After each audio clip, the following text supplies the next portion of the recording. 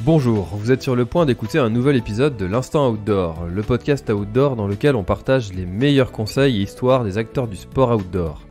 Mon objectif est de vous inspirer et vous inciter à bouger en conservant votre santé grâce aux conseils et retours d'expérience pour se lancer et progresser dans votre sport. Nutrition, préparation mentale, entraînement, apprentissage, parcours de vie, on abordera ici tous les sujets sans tabou et de façon naturelle. Je suis François Hinault, fondateur de Planet Trail Productions, speaker, créateur de contenu pour les sports outdoor, créateur de la bière endurante et organisateur du Grand Raid du Finistère. Contactez-moi sur contact@planettrail.com, sur LinkedIn ou sur mon site planettrail.com. Bonne écoute. Bon, alors aujourd'hui je suis avec Yvon Lasblaise et on va parler canicross. Ça fait très longtemps que je voulais faire un épisode sur ce beau sport que j'ai pratiqué pendant de nombreuses années. Alors Yvon, tu es président de l'ISF, l'International Canicross Federation. Je sais pas si on dit en anglais ou en français. Tu vas nous expliquer tout ça. Comment vas-tu Yvon ? Moi, ça va très bien, tu vois. Je suis en retraite, je profite pleinement de cette activité. Voilà. Non, ça va très, très, très bien. Je suis dans le Cantal actuellement, là. Ah, punaise, la campagne, c'est super. Bon, impeccable. Bon, pas même si on dit qu'il n'y a pas de personnes plus occupées que les retraités, hein, tu confirmes ? Ah oui, ouais. Le temps de m'occuper des chiens le matin, je me mets derrière le PC, je passe des appels téléphoniques. Il m'arrive de recharger mon téléphone 2 à 3 fois par jour. Donc, donc c'est prenant. Et puis, lorsqu'on a la passion, on compte pas son temps. Et puis, la journée passe très, très, très vite. C'est travailler sans avoir l'impression de travailler finalement, et ça, il y a rien de plus beau. C'est un petit peu ce que je fais aussi, hein, tu sais. Mon métier, c'est de discuter avec des gens passionnants, fascinants et qui m'apprennent plein de choses. Donc, j'ai jamais vraiment l'impression de travailler. Donc, c'est aussi très chouette. Tu vois, je suis en retraite bien avant l'heure. Alors Yvon, je t'ai un petit peu présenté, mais est-ce que tu pourrais, je sais pas, peut-être ajouter quelque chose que tu souhaites ajouter et qui ferait que nos auditeurs te connaîtraient un petit peu plus? Effectivement, je suis président de la Fédération internationale de canicross. Bon, on le dit en français, mais je suis également président de la Fédération des sports et loisirs canins, c'est-à-dire la fédération qui est actuellement leader en sport monochien. Alors, sport monochien, en fait, ça regroupe plusieurs disciplines, hein. C'est le canicross. Bon, disons, c'est le nom générique, hein, de nos activités sportives. Et il y a également le cani-VTT, le cani-trottinette, le ski jogging, le cani randonnée, le cani-marche. Enfin bon, j'arrête là parce que sinon je vais... voilà. Hein. Moi, je suis à la base un coureur à pied. Ouais, j'ai fait pas mal de courses à pied depuis que je suis gamin. J'ai fait de la piste. Et puis subitement, à 40 ans, j'ai découvert cette discipline. Parce que cette discipline, on dit, ouais, discipline émergente, oui, certes. D'accord, maintenant, disons, le grand public commence à en avoir la connaissance. Ce qu'il faut savoir, c'est que cette discipline a été, entre guillemets, inventée par un veto lyonnais, hein, Gilles Pernoud en l'occurrence, dans la fin des années 80, 90. Donc ça fait, ça me rajeunit pas tout ça, ça fait près de 30 ans qu'en fait le concept a été créé. Hein.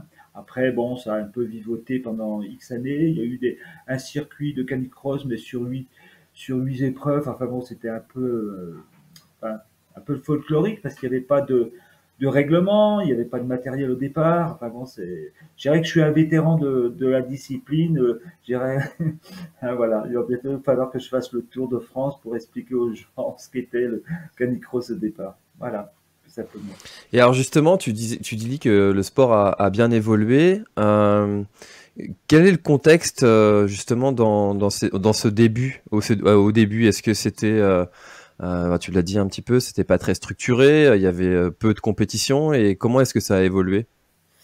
En fait, au départ, pour te donner une image, enfin pour donner une image de ce qu'était le canicross au départ, tu courais avec ton chien, avec le chien au collier, avec la laisse. C'était un peu, je dirais, physique, hein, parce que bon, dans la course à pied, tu t'imagines, tiré par ton chien à la laisse,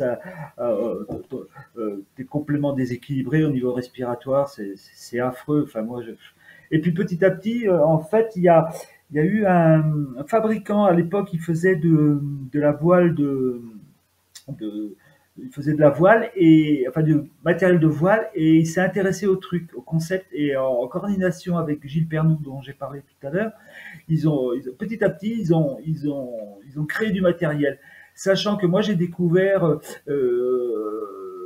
dans un grand magasin que je ne citerai pas, en fait du matériel d'escalade pour le baudrier, puisque bon, ce qu'il faut savoir, c'est que, par exemple, pour parler du canicross, en fait, il y a trois objets dont il faut se servir pour faire du canicross. Hein. Il y a le harnais du chien. Ben ça, le harnais du chien, je dirais qu'il existait ne serait-ce que par les chiens de traîneau.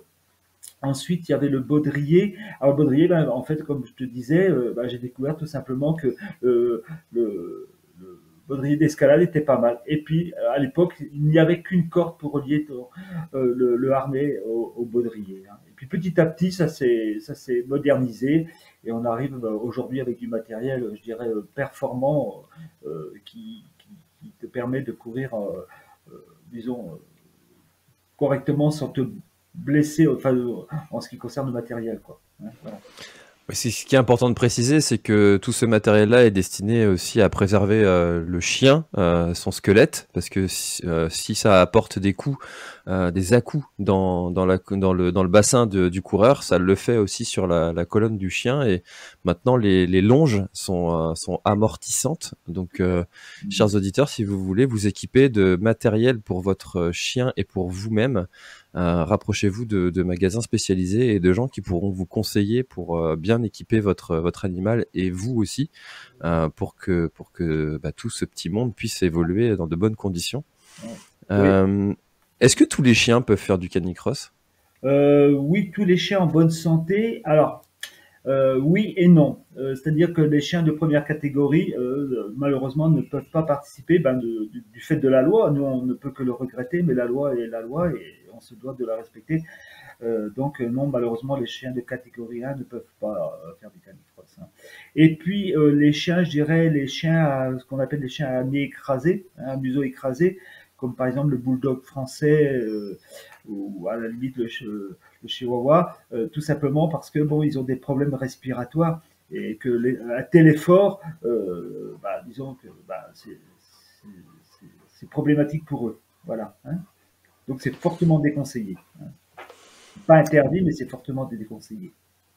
D'accord. De toute façon, avant de commencer la discipline, je pense que c'est bien d'en parler à son vétérinaire et qu'il donnera des conseils parce qu'il ne faut pas commencer trop tôt non plus avec son chien. Si on commence à moins de 1 an, ça peut être compliqué pour certains chiens, moins de 18 mois pour d'autres. Voilà, c'est bien d'en parler à son vétérinaire quand on veut se lancer dans la discipline.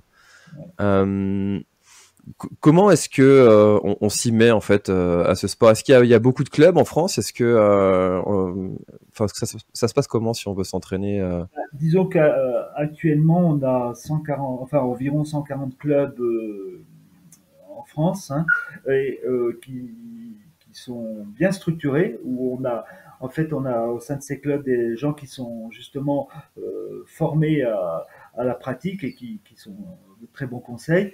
Moi, j'invite les personnes à se rendre justement auprès des clubs pour éviter, comme tu le faisais remarquer, le pépin pour les jeunes chiens. Puisque bon, tu faisais justement remarquer que bon, un chien, il faut pas lui faire des efforts trop rapidement, parce que le risque, c'est qu'il ne se blesse au niveau des articulations en particulier. Et là, un chien qui a des problèmes articulaires dès son plus jeune âge, je dirais, c'est fichu pour le reste de sa vie, quoi. Donc, il faut être très très prudent et ne pas, bien sûr, faire n'importe quoi. Et lorsque tu parlais de matériel, ce qu'il faut savoir, c'est que il faut également aller près de gens spécialisés parce que, bien sûr, il existe des harnais, mais c'est un peu comme pour le runner. Hein. Tu as une chaussure qui va t'aller et puis ton copain, la chaussure ne va pas du tout. Donc, en fait, il faut le bon harnais pour le chien. Quoi, hein. Les chiens, ils ont, comme tout être vivant, ils ont tous un gabarit différent et il faut quelque chose qui soit vraiment adapté à la morphologie de ton équipier. Hein. Ça, voilà.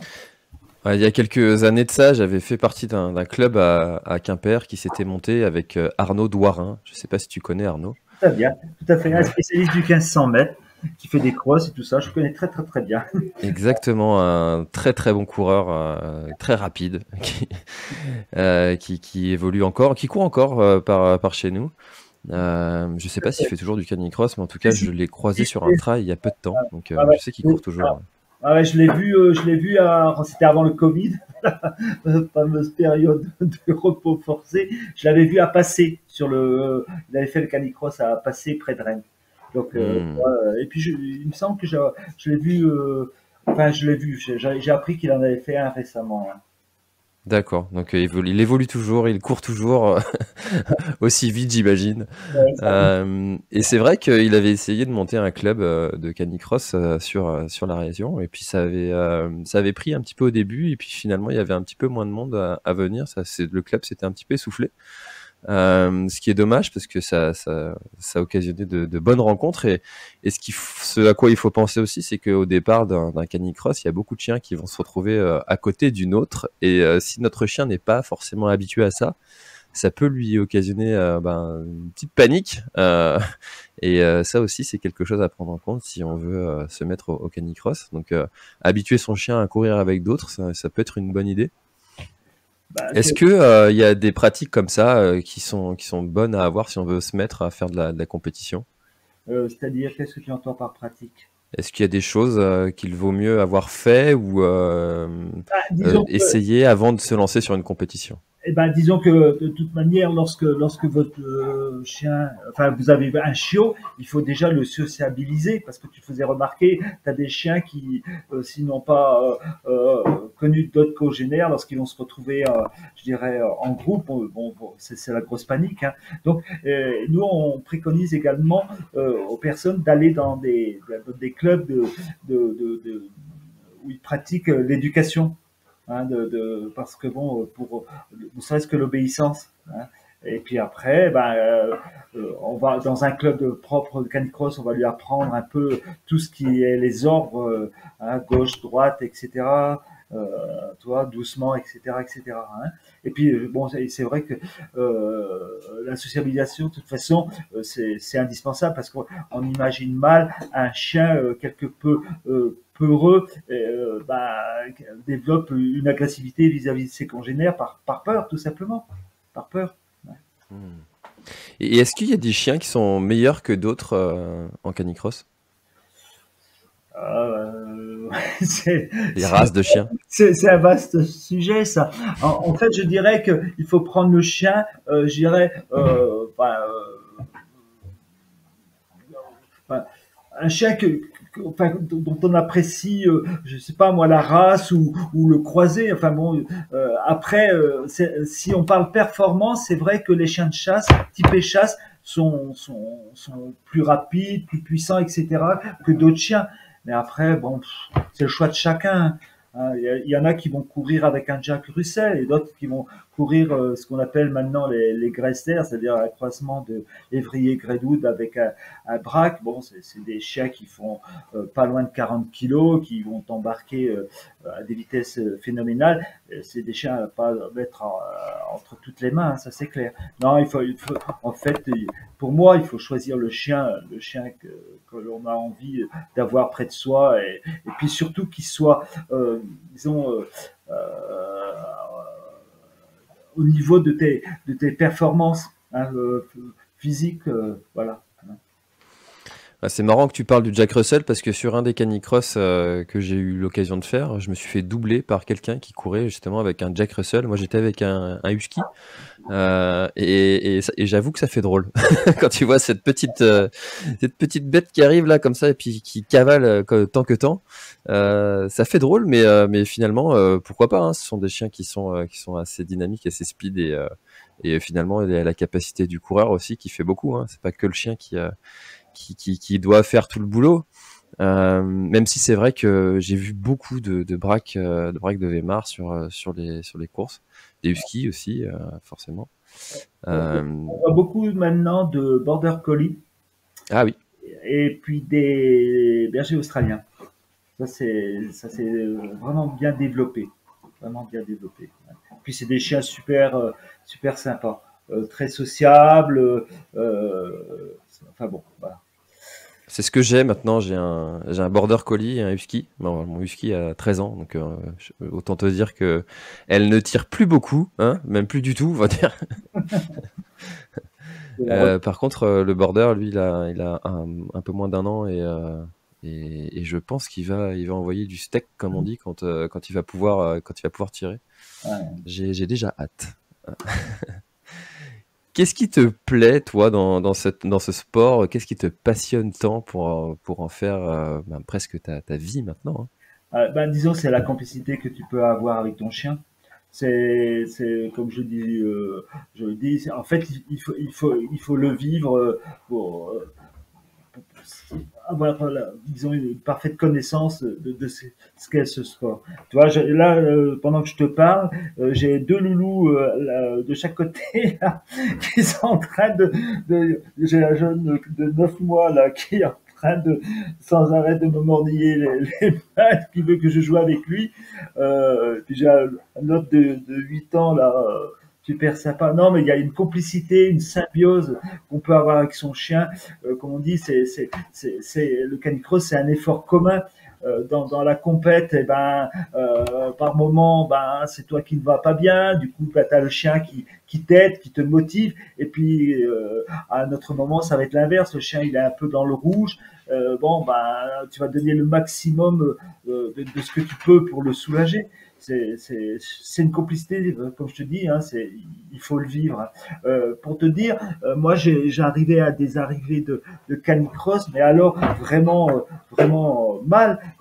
Alors que j'ai fait des marathons maintes fois, et ben je peux t'assurer que j'ai souffert plus sur des canicross que sur du marathon. Donc pour te donner une idée de ce, enfin, de ce que ça peut être le canicross lorsque tu veux vraiment te donner pour ton chien. Voilà. Hein.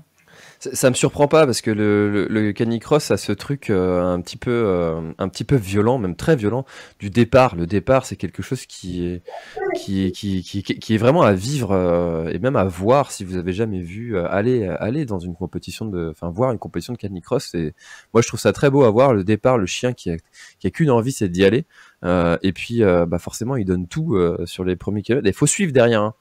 Et la course derrière est encore longue, donc ça me surprend pas que tu dises que ce soit plus violent que finalement un marathon où l'effort que tu vas produire est régulier, tu sais quelle vitesse tu dois courir si tu t'es bien préparé. Alors que le canicross, c'est le départ, je trouve enfin, pour tenir après derrière, faut tirer la langue un peu, hein. Et tu disais la complicité entre le chien et l'homme. Il y a d'ailleurs une des règles du canicross tu m'arrêtes si je me trompe, hein, mais qui dit que le chien ne doit jamais être derrière l'homme. Donc en fait, on n'a pas le droit de tirer son chien, et ça c'est aussi pour le préserver. Voilà, il y a quand même pas mal de règles dans la discipline qui sont faites justement pour préserver l'homme et le chien.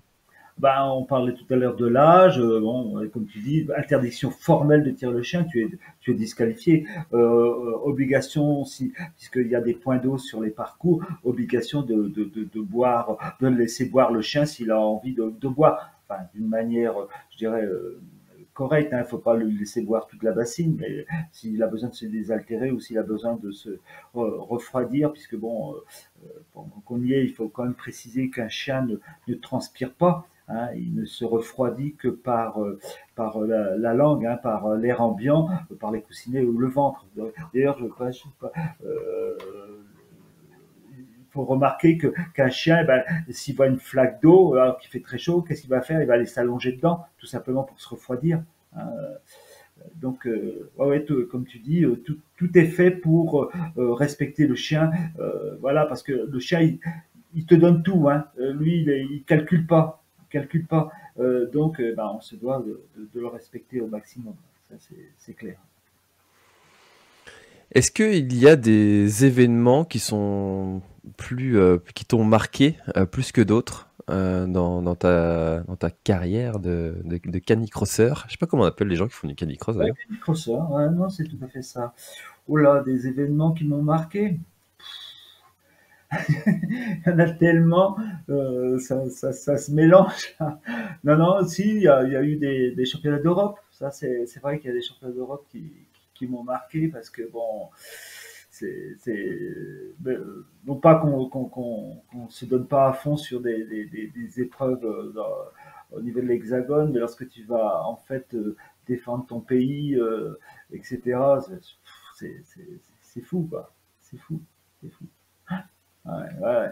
Je me suis fait battre une année. Ah si, bah, si, un souvenir qui m'a marqué. Je me suis fait battre pour le podium d'une seconde. Tout simplement parce que à 100 mètres de l'arrivée, je me suis retourné. Erreur de débutant. Et il faut pas se retourner? Ah non, il faut pas se retourner. Bah si, quand tu te retournes, automatiquement, tu n'es plus dans ta foulée. Tu n'es plus dans ta foulée, tu n'es plus, tu es déséquilibré. Et qu'est-ce que c'est une seconde? À une vitesse, quand tu es dans le sprint final, que tu es, je sais pas moi, entre 25 et 30 km heure, voilà. Ouais, ça, c'était en Hongrie, ça, je m'en souviens. Ça c'est un truc qui m'a marqué. Ouais. C'était en quelle année ça? Oula, oula, c'était dans les années 2000, ça c'est sûr. Je sais plus, honnêtement, je sais plus. Je sais Hmm. Parce que tu vois, sur le circuit le trail que je connais quand même bien maintenant, il y a des événements comme ça qui sont, qui sont marquants. C'est-à-dire, par exemple, l'Ultra Trail du Mont Blanc, la Diagonale des Fous. Enfin, voilà, ce sont des événements que dans le milieu, tout le monde connaît. Est-ce que dans le canicross, il y a ça aussi? Bien sûr, bien sûr. Alors, je vais te parler du Trophée des montagnes. Je sais pas si tu as entendu parler.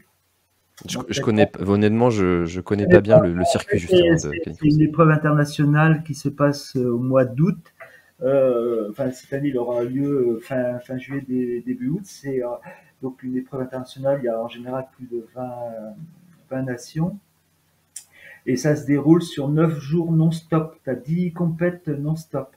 C'est-à-dire, tu en as une tous les jours. Et ça en montagne. Tu as 4000 mètres de dénivelé positif et autant de négatif. C'est des distances parfois qui sont pas très longues. C'est 5, 6, ça monte jusqu'à 8. Mais par exemple, tu as le deuxième jour une épreuve qui fait 5 et quelques, mais tu as 600 mètres de dénivelé. Donc tu vois, et c'est que de la montée. Et donc ça a une réputation, je dirais, internationale, puisque bon, je te parlais du nombre de nations présentes. Et je connais d'autant mieux cette épreuve, c'est que j'en suis l'organisateur. Voilà. D'accord. Mais non, non, mais en toute modestie, c'est une compétition que tout le monde connaît, hein. Voilà. Après, on a bien sûr nos trophées fédéraux, hein, donc des épreuves nationales. Et maintenant, depuis cette année, enfin la fin de l'année dernière, on a des trophées régionaux. C'est-à-dire que pour te donner une idée de la montée en puissance du canicross, auparavant, pour aller au trophée fédéral, il suffisait de s'inscrire. Donc, tu avais, admettons que les ouvertures, les inscriptions se fassent aujourd'hui, ben, en général, tu avais 2-3 mois pour que les places partent. Et en fait, on s'est fait avoir, si on peut dire, il y a juste avant le Covid, on a ouvert les inscriptions et en 24 heures, il y a 700 personnes qui se sont inscrites. Donc, ça nous a posé un gros problème. Parce que t'imagines bien que si on avait laissé partir les choses, ben, on se serait peut-être retrouvé avec des milliers de personnes au trophée fédéral. Et ce qui n'est plus concevable en gestion, hein. C'est pas on n'apprécierait pas d'être plusieurs milliers sur une compétition nationale, mais c'est ingérable, quoi, parce que tu as bien sûr le, l'humain, mais tu as également le chien. Quand tu as une compétition qui fait 700 concurrents, ben, automatiquement, tu vas avoir 2 à 3 000 chiens sur le site. Voilà, c'est pour te donner une idée. Hein, parce que les gens, souvent, les personnes, les coureurs, ils ont un chien, ils ont le chien avec lequel ils vont faire la compétition. Puis à côté de ça, tu as un retraité comme toi, par exemple, et puis un jeune chien. Voilà. Hein, donc automatiquement, ben, ça fait un nombre incalculable de chiens, etc., etc. Voilà. Hein. Alors tu vois, moi j'organise le Grand Raid du Finistère. C'est un début. Là actuellement, on est sur l'édition, je l'appelle 0 bis. C'est la toute première édition. Même si on a déjà fait un off il y a 2 ans. Pour organiser un trail comme ça, enfin voilà, il y a quand même pas mal de choses à faire, à voir. Toi, tu dois avoir des difficultés et des contraintes parce que justement, il y a cette relation avec un animal en plus. En tant qu'organisateur, c'est compliqué à organiser un canicross? Alors disons que, si tu veux, c'est en fait, bon, une épreuve internationale, moi, de toute façon, ça me prend toute l'année. Hein, c'est clair. Bon, je vais pas travailler toute la journée sur une année, mais c'est quasiment tous les jours. Il faut que je m'y intéresse. Excuse-moi, tu sais ce que je vais faire? Je vais mettre mon jeune chien dehors parce que là, il est avec son jouet et il n'arrête pas de m'embêter. Ouais, on l'entend. Ça met dans l'ambiance, c'est pas grave. La magie des chiens qui jouent à côté de nous. Là, c'est bon. Hein, je connais bien ça aussi. Non, puis le chien oppressant qui vient quand tu es sur le canapé et puis qui vient te poser son jouet sur les genoux. Je vis ça au quotidien. Voilà. Ouais, alors pour organiser un canicross, bon, bah déjà il faut une structure, il faut des bénévoles. Hein. Après, donc au niveau de la Fédé, on a un cahier des charges, hein, c'est-à-dire qu'on met à disposition de l'organisateur je dirais le papier, le manuscrit sur lequel est noté, je dirais la marche à suivre, parce que il y a, si tu veux, il y a la partie technique, mais également administrative, parce que comme tu le faisais remarquer, on est avec les chiens. Et donc il faut que tout soit en règle, que les chiens soient vaccinés. Il faut faire une déclaration à la préfecture concernant donc le rassemblement de canidés. C'est pas vraiment compliqué, mais justement la Fédé est là pour aider au montage d'une compétition. Hein, Alors, quels sont les enjeux du canicross dans les prochains mois, les prochaines années? Est-ce que vous cherchez vraiment à développer le nombre d'adhérents, de participants, à structurer un peu plus, à organiser plus d'événements? Eh ben, si tu veux, la fédération actuellement, pour te donner un ordre d'idée, en matière de personnes qui travaillent, alors je précise bénévolement, hein, il n'y a aucun salarié au sein de la Fédé, il y a 80 personnes qui travaillent dans différentes commissions, etc. Tu vois, pour les formations, pour les différentes commissions, etc., etc. Donc, pour le développement, ben, je dirais que maintenant, je dirais que la machine est lancée. Hein, pour te dire, le mois dernier, on a affilié 4 nouveaux clubs et là, ce week-end, on vient d'en affilier un autre et j'ai eu vent qu'il y en aurait 5-6 autres qui arrivent là, qui sont en cours de montage. Donc, pour te donner un ordre d'idée de la dynamique qui existe actuellement. Donc, non, c'est quelque chose qui est en train d'exploser. Hein. Et puis, il y a toi, tu parlais de trail, bah, tu connais bien comment ça se passe. Tu as des personnes qui sont licenciées, qui vont te faire des trails régulièrement. Et puis, tu as la personne lambda qui va dire, bah, tiens, je vais essayer de faire ça, un petit trail de découverte. Et ben, dans le canicross, c'est un peu ça. C'est-à-dire qu'on a un noyau dur de licenciés qui pratiquent régulièrement. Et puis à côté de ça, lors d'une épreuve, ben, on va voir arriver des personnes qui viennent découvrir le canicross, qu'on reverra peut-être jamais, mais qui viennent donc pratiquer pour ne serait-ce que faire connaissance avec la discipline. Et puis tu as beaucoup de personnes qui font du canicross sans le savoir, qui individuellement vont aller dans les bois, vers chez eux, et, avec leurs chiens, et pratiquer. En tout cas, c'est une belle activité pour partager quelque chose avec son animal. Par contre, alors tu me corriges si je me trompe, mais je déconseillerais de prendre un chien pour s'inciter soi-même à aller faire du sport. Plutôt aller faire du sport, aimer courir, et puis peut-être prendre un chien en fonction de son mode de vie, et plutôt que l'inverse. Bah, tout à fait. D'ailleurs, je dirais, on en a eu une image exacte de ce que tu dis avec le Covid. Tu as beaucoup de personnes qui ont pris des chiens, euh, qui ont prétexté faire du sport avec un chien. Je dis prétexté, hein, et puis qu'une fois la situation redevenue normale, bah, le chien s'est retrouvé dans un refuge. Hein. Euh, voilà. Non, non. Enfin bon, c'est un peu désespérant. C'est le syndrome des vacances où tu entends à chaque vacances, tu entends des gens qui laissent leurs chiens sur des aires d'autoroute. Alors je conçois tellement pas ça que je trouve. Enfin, j'ai même du mal à le croire, tu vois, tellement je le conçois pas que des gens puissent faire ça. Ah ouais, ouais. Tu vois, par exemple, à la Fédé, on a pareil, je parlais de commission, ben, on a une commission refuge. C'est-à-dire qu'on a des clubs, on doit en avoir maintenant une dizaine, qui passent des conventions avec les refuges pour sortir les chiens, tu vois, et puis par la suite essayer de les faire adopter. Donc bon, des chiens aptes à courir aussi, hein. On va pas prendre un chien comme tu disais de 14-15 ans, mais un chien en bonne santé qui est sociable, etc., etc.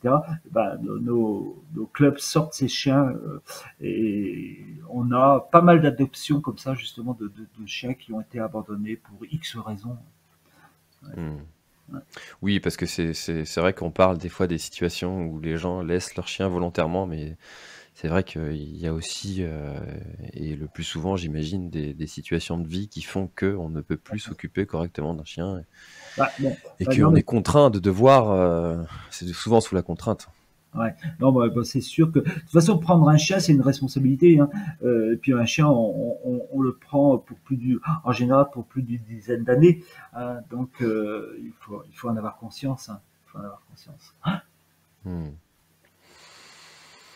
Eh bien, écoute Yvon, je trouve qu'on a fait un beau tour du canicross et de sa pratique et de ses enjeux.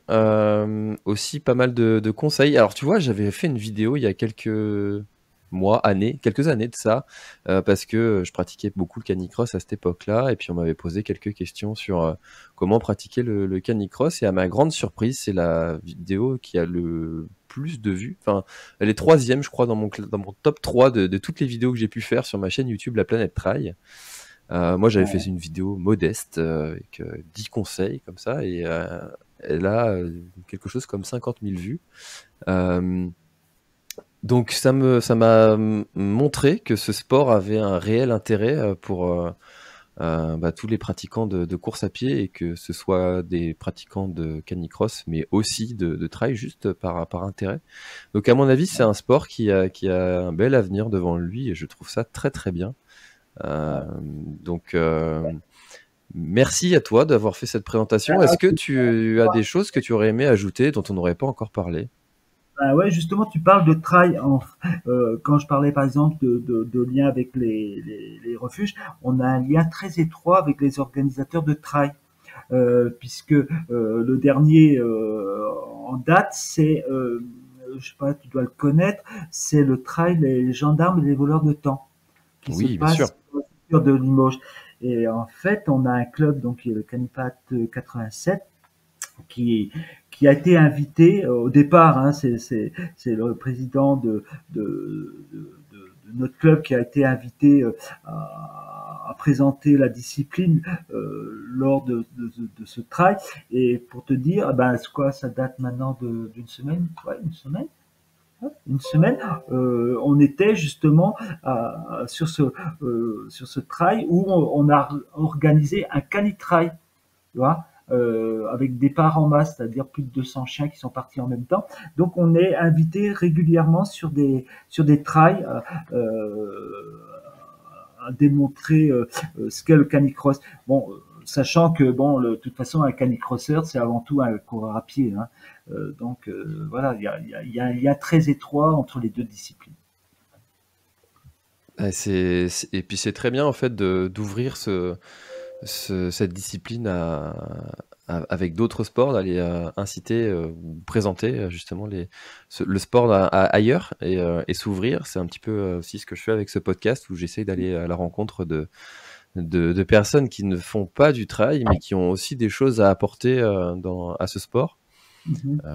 Tu vois, par exemple, là, ça me vient aller en tête, j'avais interviewé Stan Turé, qui est un navigateur qui a fait la Transat Jacques Vabre l'année dernière. Et les navigateurs ont beaucoup à apporter aux personnes qui font de l'ultra-trail, notamment sur des questions de sommeil, enfin voilà. Ouais. Et je trouve qu'on a tous à apprendre des autres et de leurs propres pratiques pour grandir soi-même et progresser soi-même. Donc c'est très bien que les disciplines se rencontrent, s'échangent et puis et s'ouvrent comme ça aux autres. C'est une très bonne idée. Ah ouais. Et puis il y a alors physiquement le canicross pour un coureur à pied peut apporter énormément parce que en fait le canicross, quel que soit ton niveau, quelle que soit la puissance de ton chien, en fait tu es systématiquement en survitesse. Alors quelquefois c'est peut-être 0,00 km/h en plus, mais quelquefois c'est 4-5 km/h en plus. Et en fait, le canicross te permet de travailler ta foulée. Tu vois, si tu vas très vite, tu es obligé d'allonger ta foulée, etc. Et tu peux améliorer tes performances en course à pied pure. Voilà. C'est exactement ce que je fais quand je fais du canicross. Tu travailles la vitesse, tu travailles aussi tes capacités, ta VMA, comme on dit, ta vitesse maximale aérobie. Enfin voilà, tu travailles aussi ces capacités-là. Et plus le moteur est gros et plus tu peux aller vite longtemps. Donc ça a tout même si on fait finalement de la distance plus longue sans avoir de chien, c'est quelque chose qui peut être intéressant à travailler pour progresser en trail aussi, effectivement. Tu fais bien de le souligner. Voilà. Bah, merci beaucoup Yvon d'avoir participé à cet épisode de l'Instant Outdoor. Quels sont les événements sur lesquels on va pouvoir te retrouver à l'avenir? Eh ben, on va préparer bientôt tout ce qui est trophées régionaux. Hein. De toute manière, bon, tu peux, à ce moment-là, on peut conseiller aux personnes de se renseigner auprès du site internet de la Fédé, la FFFC. De toute façon, on tape canicross, on tape chez nous. Et puis moi, j'invite quand même les gens qui veulent se lancer dans le canicross de se rapprocher de nos clubs. Hein. Ça c'est clair, parce que bon, dans les clubs, tu trouveras des spécialistes qui en fait vont t'éviter de faire des erreurs qui peuvent être préjudiciables pour toi et pour ton chien. Donc, certes, on peut faire du canicross comme ça au solo, débuter tout seul. D'abord, la progression va être beaucoup moins rapide du fait de l'absence de conseils, même si on va aller voir une vidéo, quelqu'un qui court, etc. Rien ne remplace le conseil, je dirais, sur le terrain. Hein, ça c'est. Et puis comme on en a parlé, il faut faire surtout attention à ne pas faire n'importe quoi avec son chien, parce que comme je disais, enfin je vais le répéter, le chien lui donne tout, et puis il calcule pas, et puis c'est toi qui va faire que tout se passe bien, voilà. Hein. Ouais. En tout cas, là, j'ai été voir justement sur le site, donc c'est fslc-canicross.net, et effectivement, vous avez toutes les informations sur les courses, les clubs, plein de documentations qui sont hyper intéressantes, calendrier, enfin voilà, il y a plein de renseignements hyper intéressants. Donc, si vous avez envie de vous mettre à la pratique, effectivement, ça vous fera gagner du temps et peut-être éviter de faire de grosses bêtises que de commencer tout seul sans avoir de conseils de gens qui sont experts. Mais de toute façon, même si vous n'avez pas de club juste à côté de chez vous, en parlez-en à votre vétérinaire. Ça, c'est sûr que là, vous pourrez avoir des conseils de qualité. Merci Yvon. Et puis on a la page Facebook aussi. Allez, de toute façon, je mettrai tous les liens qui sont intéressants dans la description. Et Instagram également. Voilà. Voilà. Ok, merci beaucoup François. Hein. Merci, à bientôt. À bientôt et puis bonne continuation. Au revoir. Merci d'avoir écouté cet épisode de l'Instant Outdoor. J'espère qu'il vous a plu. Si c'est le cas, et même si ce n'est pas le cas, abonnez-vous pour ne rater aucun épisode. Parlez-en autour de vous et laissez-moi un commentaire sympathique sur Apple Podcasts, c'est ce qui m'aide le plus à remonter dans les classements. N'hésitez pas non plus à le partager à chacun de vos contacts dans le sport. Chaque nouvel auditeur intéressé est une victoire. Si vous avez besoin d'un speaker pour votre événement, d'un contenu pour votre marque, d'une bonne bière artisanale bretonne, D'infos sur le Grand Raid du Finistère, n'hésitez pas à me contacter à l'adresse contact@planettry.com. À bientôt!